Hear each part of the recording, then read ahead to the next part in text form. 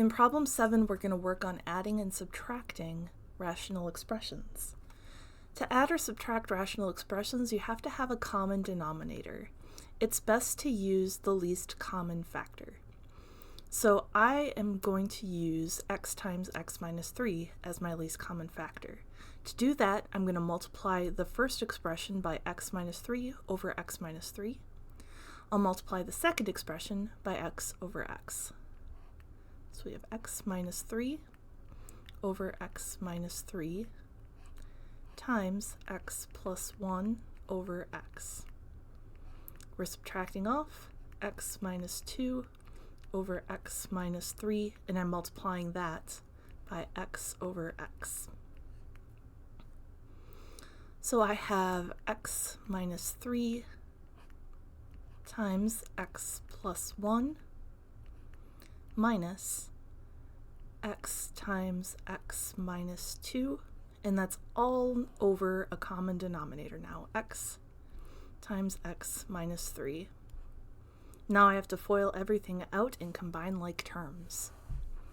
I have x squared minus, or plus x minus 3x minus 3 minus x squared plus 2x. All over x times x minus 3.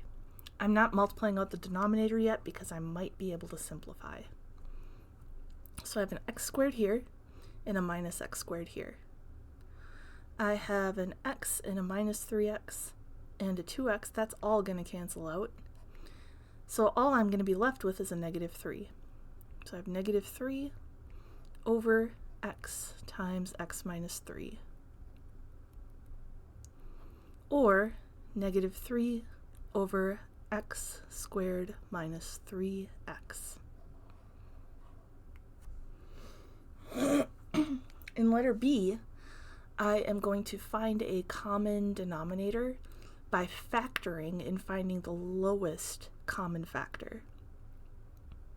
So I have 8 over x minus 3 times x plus 1 plus 3x over x plus 3 times x plus 1.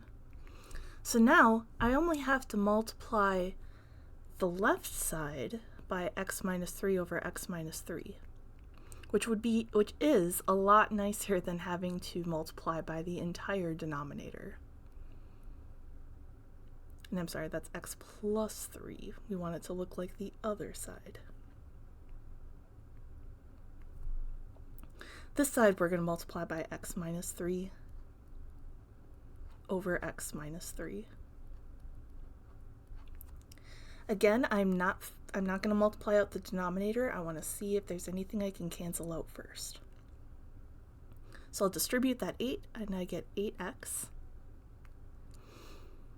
plus 24 plus distribute that 3x, I get 3x squared minus 9x, all over that large denominator, x plus 3 times x minus 3 times x plus 1.